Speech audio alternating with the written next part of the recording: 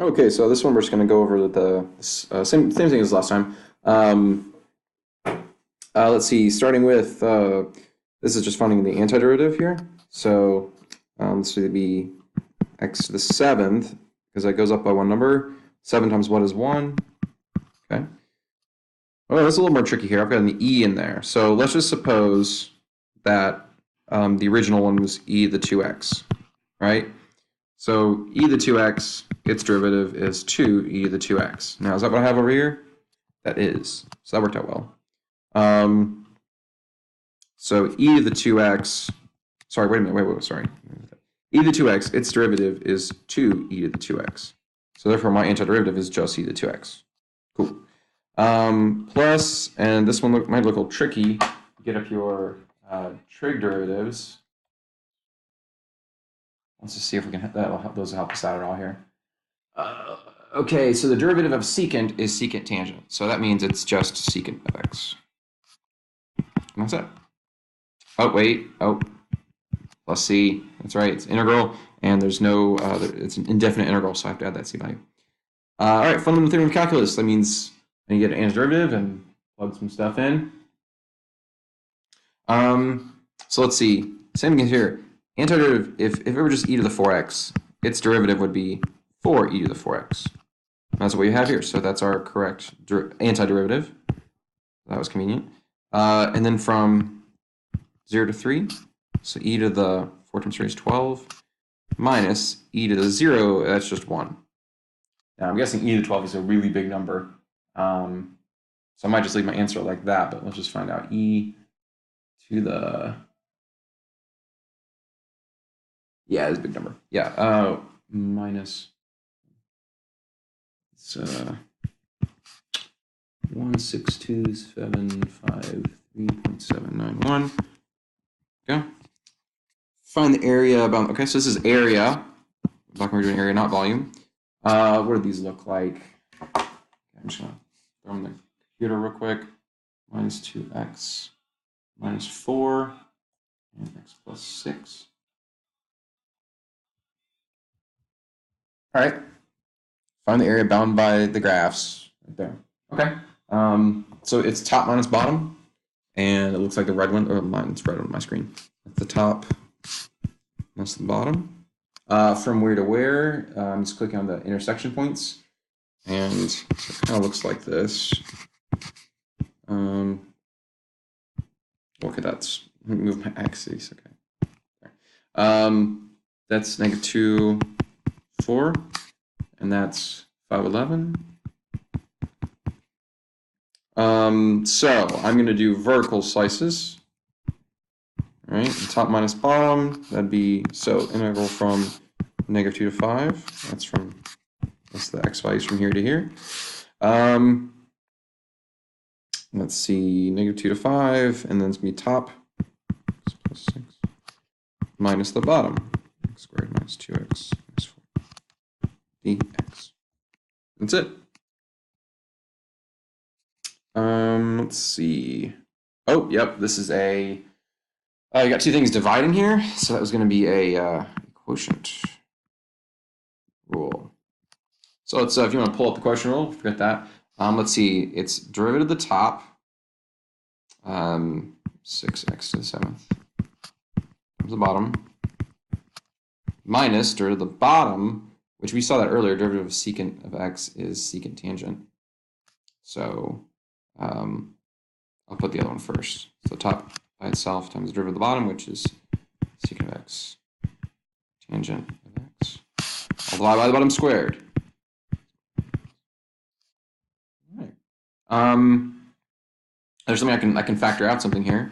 All of these have a secant in them, so that would make it 6x to the 7th minus x to the 6th tangent of x all over secant of x. We could break this up and simplify it some, but I don't think it would get any simpler though. So I'm just going to go ahead and leave it like that. All right. And actually, I'm just gonna, if we haven't done this in a while, but I'm gonna go ahead and do this. I'm just going to graph the original and just make sure that I got my derivative correct. I'm gonna check my answer real quick. All right, yeah, so I just graphed my answer. So glad I did. I had to make a definitely an error here. Kind of a silly error, but that's the way it works in calculus when you get going for a while. Yeah, the derivative of x to the 6 is 6x to the 5th. I clearly got my integration kind of messed up in there a little bit. All right, so that is the correct answer there. Glad I checked that. All right, moving on. Let's see, region, first quadrant. Okay. Cubed root of x. Oh, here it is.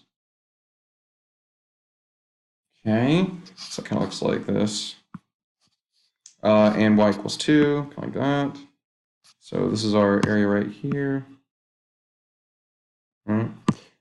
Rotating around the y-axis. Let's get some numbers here. They cross at 8, 2. 8, 2. This is 0, 2. Okay. Couple options for integration. I'm going to do disk because we're going to run the y-axis. So I'm just going to do it's a disk. But I will say disk with horizontal slices. Okay. So disk is just it's horizontal. Oh gosh.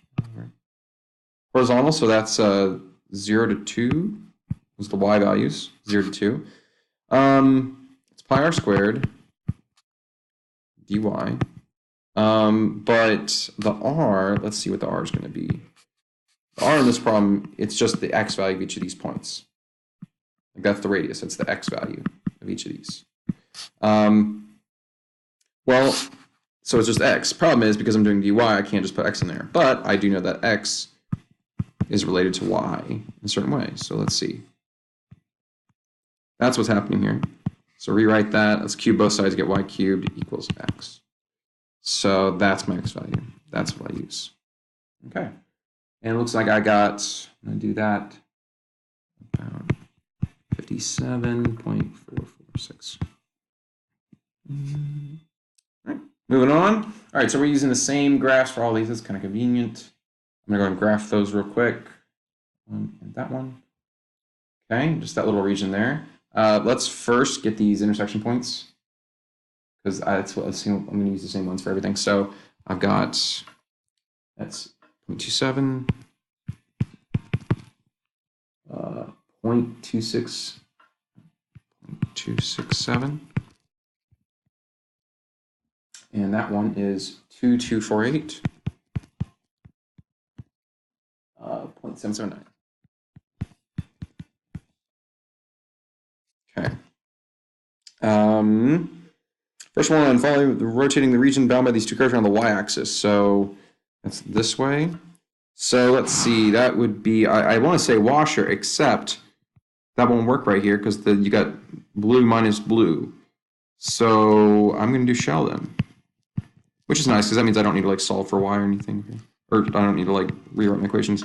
So let's look at shell. Remember, if you unwrap a shell, it's just a rectangle with 2 pi r. That's the circumference of a shell, and then the height would be the y. And then the width is dx basically. So that's kind of nice. Let's see. So in each one of these shells, the radius is just the x value. So let's see. I'm doing shell from, so this would be from 0.27 up to 2.248.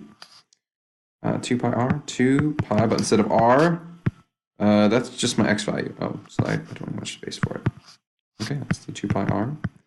And then times the height, which is y. Now this is a little tricky. The height of each of these, it isn't just the y value because there are, there's two different equations here. So just like before, it's top minus bottom. So the whole, that one, so like, visualize this. So it's basically this minus this leaves you with just this area right here. And that's what you want. That's the height of that shell.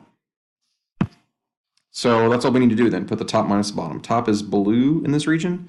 So cosine of x minus pi over 2 minus 0.27 0.5 x minus 1 squared. 2 pi r, and then times the height, and then dx. So again, that's the volume of one slice. It's the length of this times the height of this times the width of this, or this rectangle. Sorry, this rectangular prism. So let's see what happens when I type it in. All right, I hope I typed that all in correctly, and I got this value here, 9.581. Okay, let's keep going. Same curves, rotate around the x-axis. So let's see, let's take all this away. Oh, I didn't mean all of it. Oops. I want those points back in there. Okay. Just these slices. All right, now they're x-axis this time. So this will be a washer then. You've got an outer and inner radius. Like this here. Oh, so crude, I'm sorry. Yeah, so that'll just be a washer. The outer minus inner radius. So washer.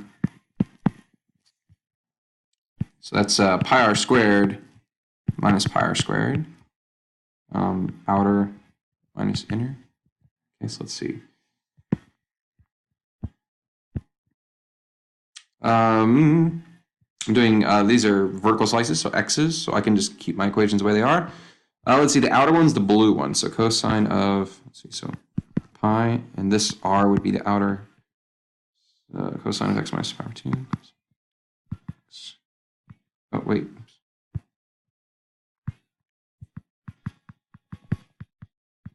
Okay, squared minus pi. R would be the inner one. It's 0.5 x minus 1 squared. Dx, I'm going from the same ones as I did up there, 0.27 up to 2.248. Let's see what happens there. Okay, so again, I believe I typed this all incorrectly. It's a little difficult just because you have to have the right number of, or parentheses around the right spots. The right thing's getting squared so that you're not also squaring the pi, basically, that kind of situation. And I got, let's make sure that, yeah, okay. 3.769. Okay. Yeah, again, I'm usually looking at your integrals when I grade these things, not really the answer as much. All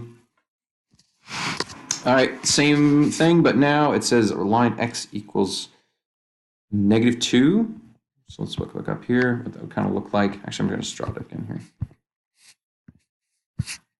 So it's kind of this little funny looking thing like this. Okay, very good. Let's do it like that. Okay, x equals -2. It's out here. All right, so I'm going to do the shell method again. Same issue as before. Washer won't really work very well here, so I'm going to do shell. That's vertical slices. So it's actually very similar to that last one we did then, because that was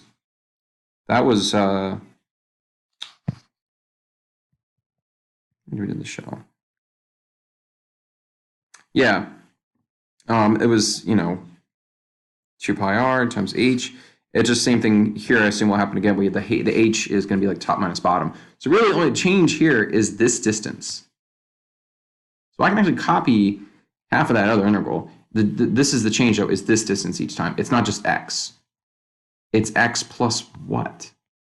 Like here is x. So what's this distance here? Well, if that's x equals -2, then that's 2. So the only difference from this first one, let's see, okay. Ooh, let's try this. I'm not very good at this. I'm going to copy that entire integral. Not that little bit. Okay. Copy. Ah, darn it. I just want to, okay, well, I'm going to worry about that later. I'll learn how to do that later. I know there's some way to do that. I'm not very good at it. Shell method from 0.27, still vertical slices up to 2.248. Okay, it's 2 pi r except 2 pi, but this time the radius is x plus 2. It's got the extra distance in it, so 2 pi r times the height, which is going to be the top minus bottom again, which is cosine of x, x minus pi over 2. That's the top one, the blue one, minus the bottom one. Minus 0.5, oops. Is that right? And I like having extra parentheses in here, so let's do that one, and then the x. All right, so let's see what that is. Okay, so at least in Desmos, I was able to just copy and paste, and the only difference was just this right here. So that gives us about 24.68. Cool. All right. Volume of the solid by rotating the region around these. Okay, so let's see. Now I've got this little guy, and y equals -1 down here. Okay. So washer again. Washer. I'm gonna do. I like doing vertical slices. You can do this. No, I wouldn't do this with shell. Actually, this would not be a good one for shell. We definitely do washer, vertical slices. Okay. And the outer and inner are the same with one exception. Now you've got, instead of just being that distance, it's that plus this extra 1. So let's see what that looks like. 0.27, 2.248. Okay. And this is outer minus inner. So look at the outer first. The outer was the cosine of x minus 1.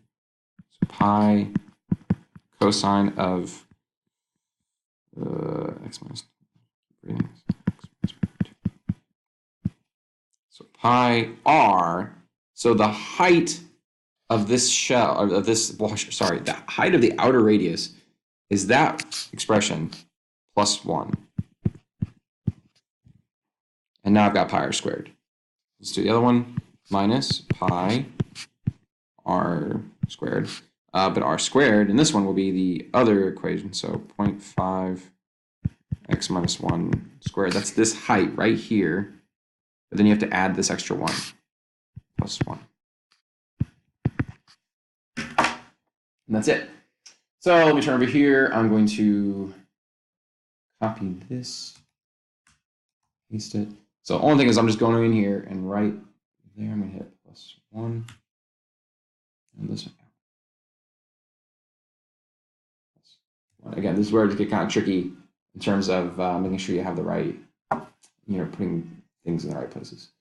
So pi r squared minus pi r squared. Good deal. And I got 11.9.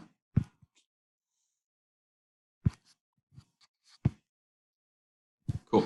And then we've talked about these already, vertical and horizontal. I mean, as you just saw, it kind of depends on the problem, depend on like the graphs, depends on your personal preference. Oh, but vertical and horizontal slices, yeah, it just depends on the graphs. And if they, some people might say like, oh, well, if they, they have two, different y values for, or two different x values for a certain y value, then you may not want to do it. All right, hope this helped.